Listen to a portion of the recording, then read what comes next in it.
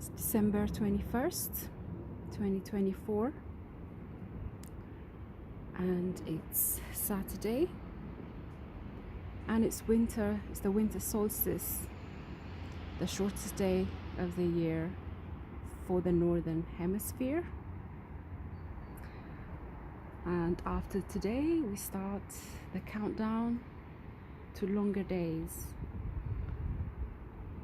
which will be very welcome.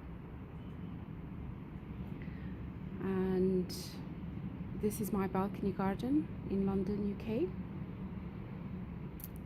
and I just came across an article in The Guardian about green spaces in urban areas, specifically about wildflowers, small patches of wildflowers, and what they contribute to biodiversity. And it just inspired me to make this video. I'm just going to read the article because I don't really have much to add, and it's not specifically about balcony gardens, although it does mention balconies. But I think it's very inspiring to read things like that. For people who live in cities, who have small patches of green, whether it's flowers or edible plants, and to know that they're contributing to biodiversity, and it doesn't matter how small. I think what this article suggests, is it's based on a study, is that it makes a difference. So I guess this is my contribution. It's my that's why, if you're new to my channel, this is my balcony garden. Not many flowers or wildflowers. I would like to have more, but I have so far focused on edible plants, herbs.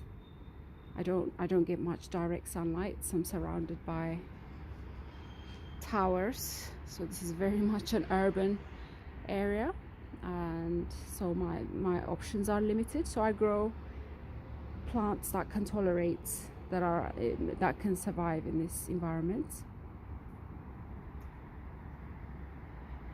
So anyway, let me get to the article. I'm just going to read it, and I will link to it in the description below as well, if you want to have a look yourself.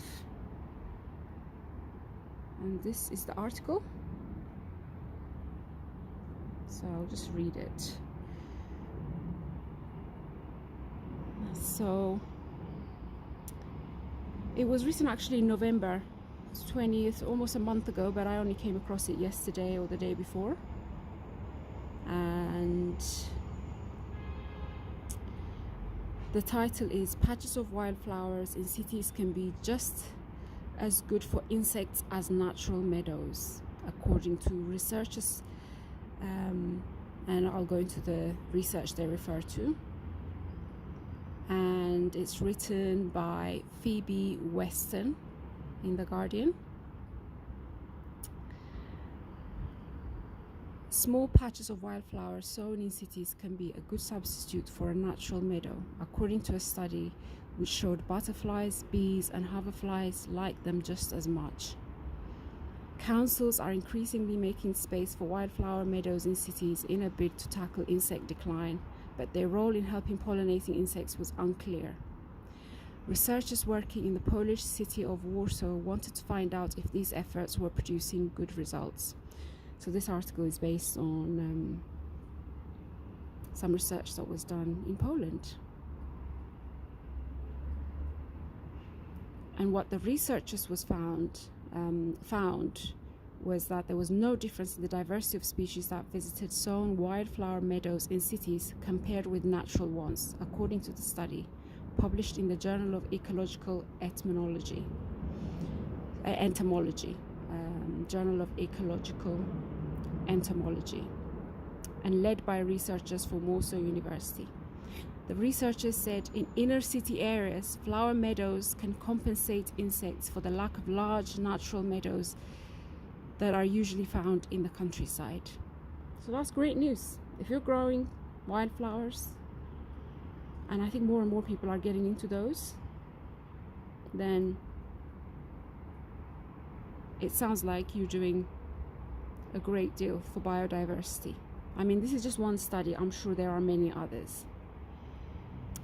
It continues. So the study confirmed that small areas of urban wildflowers have a high concentration of pollinating insects and are as valuable to many pollinators as larger areas of natural meadow that you could typically find rurally. In this way, we can alleviate the hostile environment of urban space for wildlife, the researchers note.